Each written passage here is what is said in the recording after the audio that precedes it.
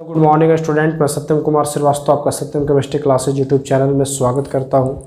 तो जैसा कि 12th का स्टूडेंट आप लोगों को हमने 10 लेक्चर वीडियो में जो इनऑर्गेनिक केमिस्ट्री का जो सबसे पहला चैप्टर था जिसका नाम था तत्वों के निष्कर्षण की सामान्य सिद्धांत एवं प्रक्रिया, जिसमें आप लोगों को हमने बताया था बच्चों सारा तत्व के बारे में और उसका कैसे धातु का निष्कर्षण किया जाता है इसको से।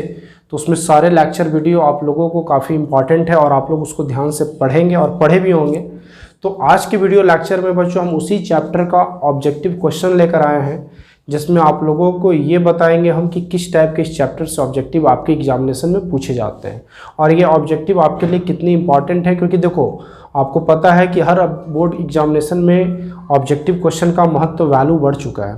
तो यहाँ पर भी हम लोग बच्चों हर चैप्टर में आप देखे होंगे हम लास्ट में क्या बताते हैं आप लोगों को, ऑब्जेक्टिव क्वेश्चन जरूर उसका क्लियर कराते हैं जो खासकर बोर्ड मॉडल होता है या कम्पिटिटिव मॉडल होता है जो आपको आगे काम दे। तो बच्चों इस चैप्टर का भी हम आपको जो है वीडियो लेकर आए हैं, जिसमें आप लोगों को हम बताएंगे कि कैसे आप इसका ऑब्जेक्टिव्स बनाइएगा और इसके ऑब्जेक्टिव्स कौन कौन से एग्जाम में पूछे जाते हैं। ठीक है बच्चों, तो जैसा कि आप लोग अब जब इस टॉपिक पर आएंगे तो अब आते हैं देखते हैं तो क्या लिखा हुआ है। General principle and process of isolation of elements in organic chemistry का पहला चैप्टर है तत्वों के निष्कर्षण के सामान्य सिद्धांत एवं प्रक्रम। ऑब्जेक्टिव क्वेश्चन वस्तुनिष्ठ प्रश्न है। तो वस्तुनिष्ठ प्रश्न में अब देखिए बच्चों सबसे पहले शुरू करते हैं। तो पहला क्वेश्चन से शुरू करते हैं। क्या कह रहा है कि निम्नलिखित में कौन सी धातु कहाँ भूप्रपटी में प्रचुर मात्रा में पाई जाती है।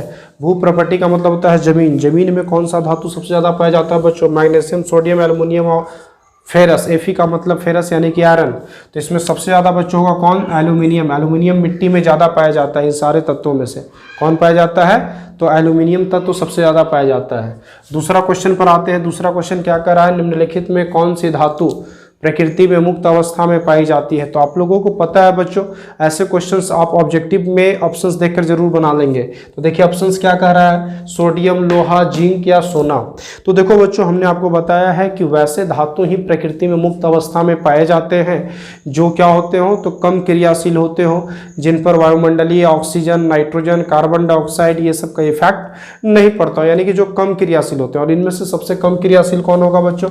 तो सबसे कम क्रियाशील धातु कौन हो जाएगा इनमें? तो सोना। सोना सबसे कम क्रियाशील है तो सोना ही मुक्त अवस्था में पाया जाएगा। इसका आंसर होगा डी बच्चों। तीसरा क्वेश्चन कह रहा है कैसिट्राइट किसका अयस्क है? कैसिट्राइट।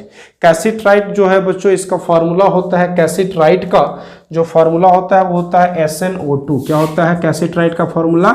SnO2। तो अब देखिए इसमें क्या है, Sn मौजूद है तो ये तो ऑप्शन कंफर्म है कि डी है। तो बच्चों दरअसल SnO2 यानी कि इसको हम लोग कहते हैं टीन स्टोन भी कहते हैं। क्या कहते हैं इसको बच्चों? Tin stone. ये टीन धातु का अयस्क है, इसको कैसिट्राइट भी कहा जाता है। तो कैसिट्राइट में कौन मौजूद हो, किसका अयस्क होगा? तो Sn का अयस्क होगा यानी कि टीन का अयस्क होगा कैसिट्राइट।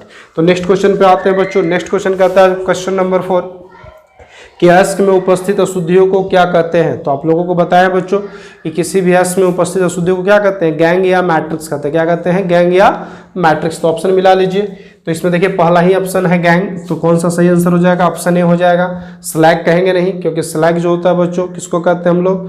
तो धातुमल को कहते हैं। तो जब अयस्क में अशुद्धि जो होता है गैंग में जब हम फ्लक्स मिलाते हैं तब स्लैग बनता है। और फ्लक्स की बात करें तो फ्लक्स बाहर से मिलाया गया अयस्क में एक ऐसा रासायनिक पदार्थ होता है जो क्या करता है बच्चों, तो उस अशुद्धि को द्रवनशील अवस्था में चेंज करके क्या कोशिश करता है? उस धातु से उसको बाहर करने का प्रयास करता है। जैसा कि लेक्चर वीडियो में आप देखे होंगे, चैप्टर के लेक्चर वीडियो में हमने बताया भी होगा फ्लक्स के बारे में। अब बिल्कुल वही चीज़ है। और मिश्र धातु तो होगा नहीं क्योंकि ये कई धातुओं का मिश्रण होता है। तो कौन सा होगा आंसर बच्चों? गैंग। पांचवा क्वेश्चन पे आते हैं बच्चों। क्या कह रहा है? निम्नलिखित में कौन एल्युमिनियम का प्रमुख अयस्क है? तो देखिए बॉक्साइट, क्रायोलाइट, फ्लेशपार, मालाकाइट। तो बॉक्साइट क्रायोलाइट दोनों है बच्चों, लेकिन महत्वपूर्ण पूछ रहा है ना, तो सबसे महत्वपूर्ण यानी कि जिससे आप क्या करते हो तो जिस अयस्क से एल्युमिनियम को आप प्राप्त करते हो वही प्रमुख अयस्क कहलाएगा ना। तो बॉक्साइट से आप एल्युमिनियम को बाहर निकालते हैं, इसी का निष्कर्षण भी पढ़ाया गया है। इसका सही आंसर क्या होगा बच्चों? ऑप्शन ए बॉक्साइट होगा। क्वेश्चन नंबर 6 पर आते हैं बच्चों। 6 क्वेश्चन क्या कर रहा है कि समुद्री जल में पाए जाने वाला तत्व है। यानी समुद्री जल में देखो बच्चों ऐसा नहीं, मैग्नीशियम के भी लवण होते हैं, कैल्शियम के भी लवण होते हैं, सोडियम के भी लवण होते हैं, लेकिन सबसे ज्यादा किसको होते हैं? सोडियम लवण के होते हैं। इसलिए मैग्नीशियम ऑप्शन के रहते भर में भी आप क्या ऑप्शन टिक करोगे? बी यानी कि सोडियम, क्योंकि सोडियम लवण ज्यादा होता है ना। चलिए आगे देखेंगे बच्चों, क्वेश्चन नंबर 7 क्या कहता है। तो क्वेश्चन नंबर 7 पे आइए, तो कहता है कि डोलामाइट खनिज में पाया जाता है। तो देखो बच्चों, डोलामाइट जो होता है ये मैग्नीशियम धातु का अयस्क होता है। ये क्या होता है? मैग्नीशियम धातु का अयस्क होता है। तो मैग्नीशियम धातु का जब अयस्क होता है डोलामाइट, तो इसका फॉर्मूला जो होता है बच्चों MgCO3 इंटू CaCO3 होता है ना।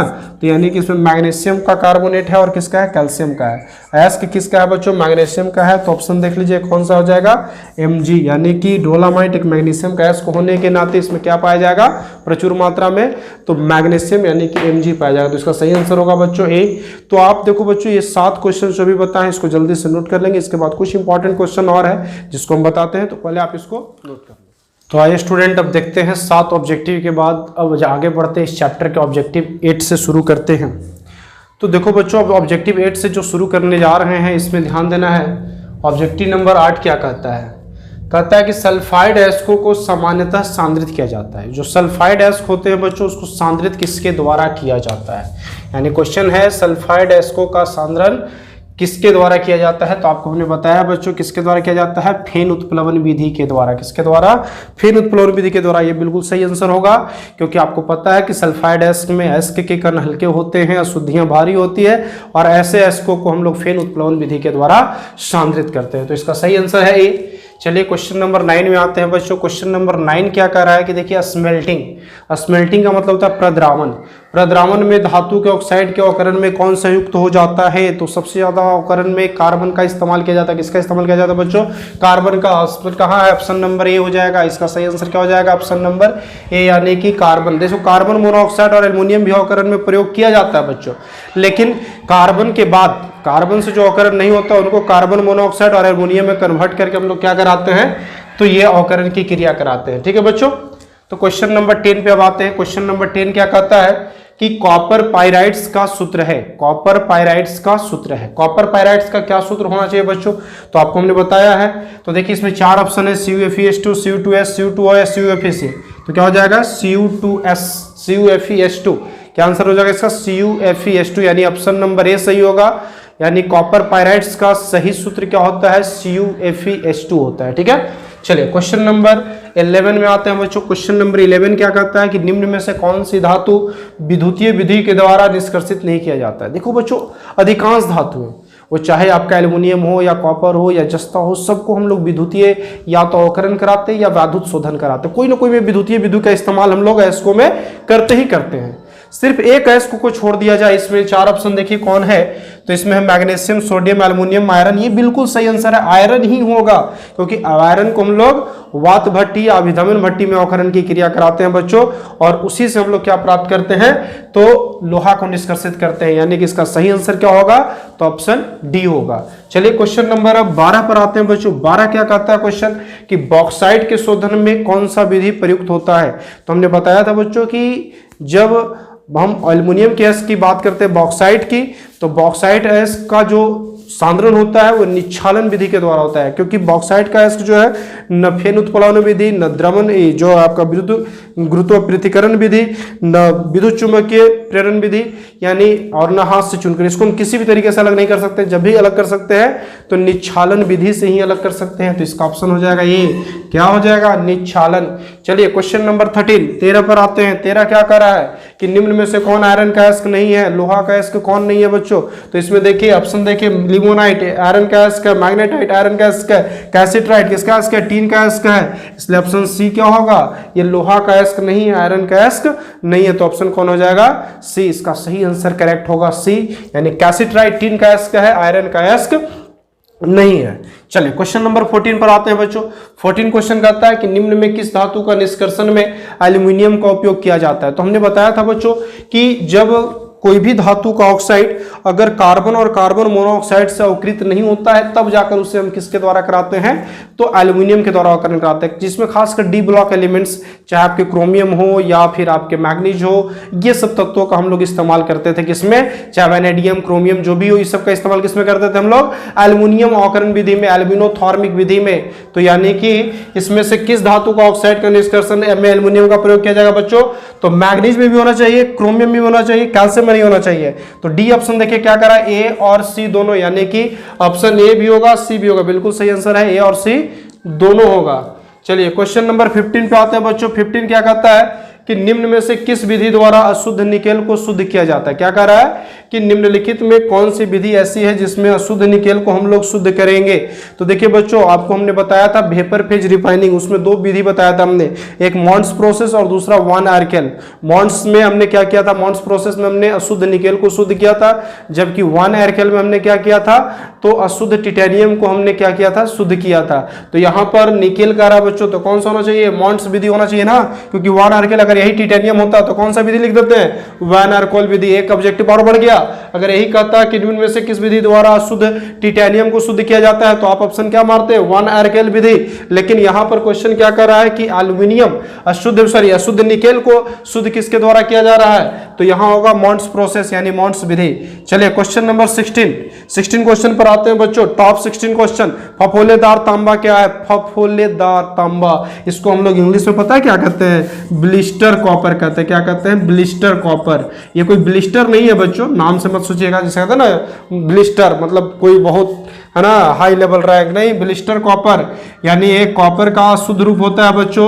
लेकिन यहाँ पर आप सिर्फ अशुद्ध रूप नहीं कह सकते हो, अशुद्ध कॉपर नहीं कह सकते हो, क्योंकि इसमें शुद्धि बहुत कम होता है। तो अशुद्ध कॉपर नहीं है, न ये कॉपर मिश्र धातु है, नहीं शुद्ध कॉपर है। यानी कौन सा ऑप्शन है, ऑप्शन डी है।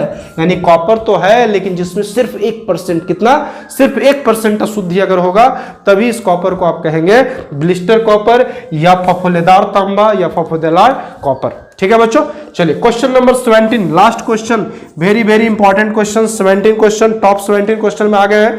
क्या कहता है कि साइनाइड विधि से निष्कर्षित धातु कौन है। तो देखो बच्चों, याद रखना, साइनाइड प्रोसेस से दो धातुओं को निष्कर्षित किया जाता है। किसको किया जाता है, दो धातुओं को, याद रख कर लो, कौन कौन, सिल्वर और गोल्ड। कौन कौन है बच्चों, सिल्वर और गोल्ड। तो यहां पर याद रखना आपको, साइनाइड विधि में एक चीज और याद रखना कि पूछेगा कि कौन सा धातु का इस्तेमाल किया जाता है निष्कर्षित करने के लिए, तो जस्ता का। कौन सा धातु का इस्तेमाल किया जाता है, जस्ता का। और होता किसका किसका निष्कर्षण, तो सिल्वर और गोल्ड का। दोनों को निष्कर्षण में उपयोग किसका करते हैं हम लोग, तो जस्ता का प्रयोग करते हैं। किसके लिए, तो अवकरण के लिए प्रयोग करते हैं। किसके लिए प्रयोग करते हैं, इसकी अवकरण कराकर अलग करने के लिए। बात समझ रहे बच्चों। तो आपसे पूछा जा रहा है कि साइनाइड विधि से निष्कर्षित धातु कौन है। तो साइनाइड विधि से निष्कर्षित धातु दो ही होते हैं, या तो गोल्ड या तो कॉपर। तो चलिए आते हैं ऑप्शन में। तो ऑप्शन देखिए क्या क्या है बच्चों। तो कहता है कि ए है आपका सिल्वर, बी है कॉपर, सी है आयरन, डी है सोडियम। तो कौन सा ऑप्शन होना चाहिए बच्चों, बिल्कुल आपका सही जवाब आपको पता है कौन सा होना चाहिए, सिल्वर। क्या होना चाहिए, सिल्वर। तो ये टॉप 17 क्वेश्चन थे इस चैप्टर के बच्चों, और इसको जब बना लोगे तो हमें नहीं लगता बोर्ड एग्जामिनेशन और कॉम्पिटिटिव एग्जामिनेशन में इस चैप्टर का क्वेश्चन छोड़ोगे, बिल्कुल सारा करेक्ट सही बना कर आओगे। ठीक है बच्चों। तो जल्दी से आप इसको स्क्रीनशॉट लेकर। तो देखिए बच्चों, आज के लेक्चर वीडियो में हमने आपको क्या बताया।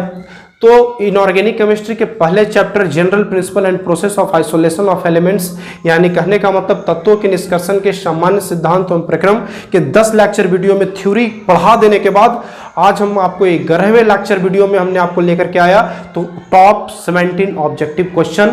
वो चाहे किसी भी बोर्ड एग्जामिनेशन में आप बैठते हो 12th के स्टूडेंट, या फिर आप किसी भी कॉम्पिटिटिव एग्जामिनेशन में बैठते हैं। तो बच्चों क्या करना है आपको, इस ऑब्जेक्टिव का बेहतर तरीके से तैयारी करना है, इसको याद करना है, इसको बनाना है, और इससे रिलेटेड जो भी प्रॉब्लम्स होगा उसे कमेंट बॉक्स में डाल देना है, जिसका हम सॉल्यूशन कमेंट बॉक्स में या इसके लिए प्रॉब्लम्स के लेक्चर वीडियो में लेकर आएंगे। तब तक के लिए बच्चों थैंक यू सो मच।